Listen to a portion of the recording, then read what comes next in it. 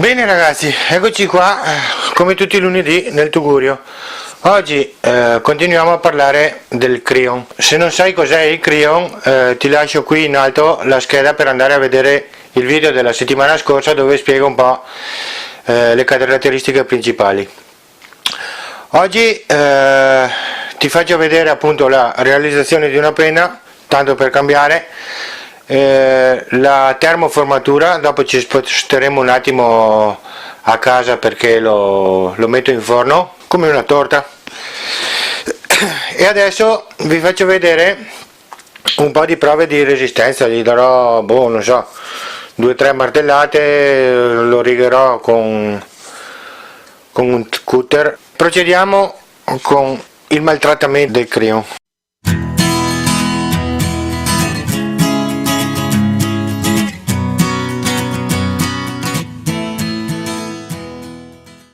Uso il banco della sega nastro perché ancora non l'ho fatto, un banchetto da lavoro, magari non tanto grande, però mi serve. Allora, il Cryon ha una superficie liscia, come vedi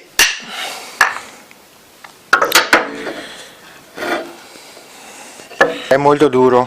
Con il cutter ho due strisce,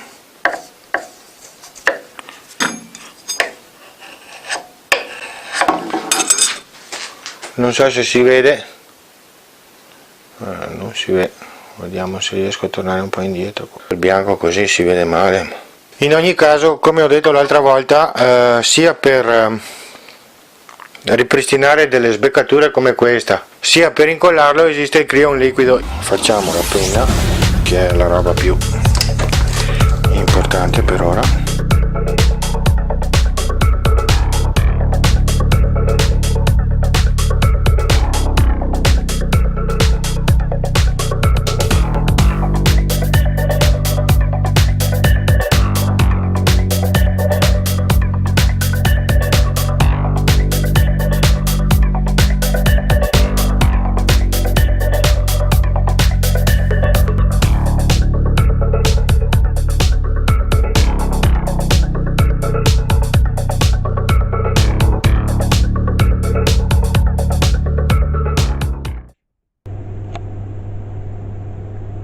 Adesso ho messo il Cryon in forno a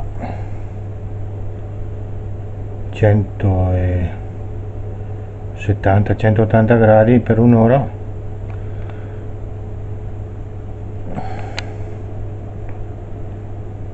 Dopodiché andremo a piegarlo.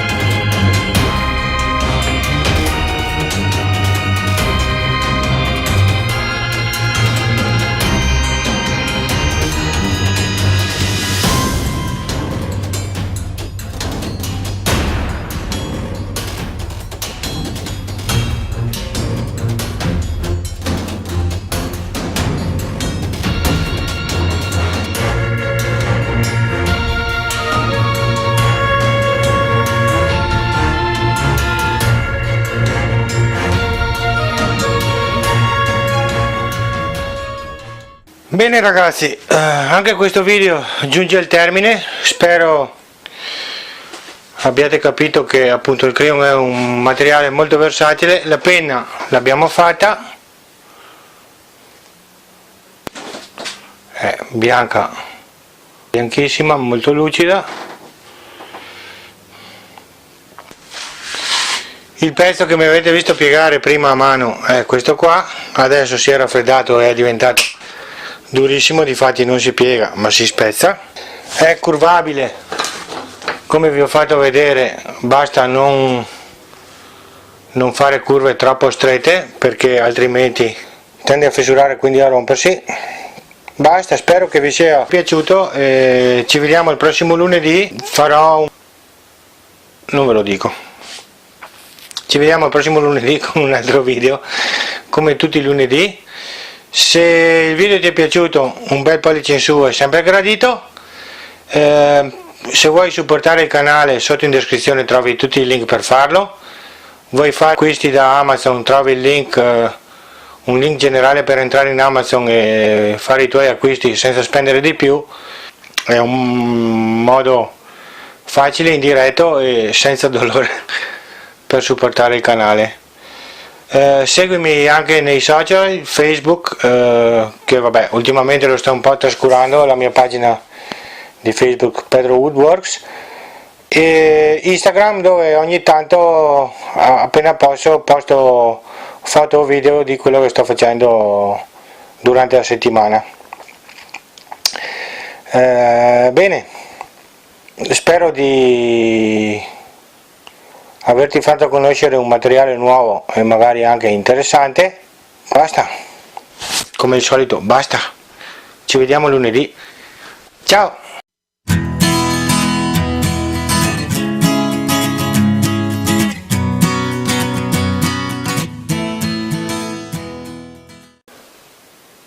Sia per stuccare delle sbeccature come non si vede niente, tipo questa. Va benedetto Signore.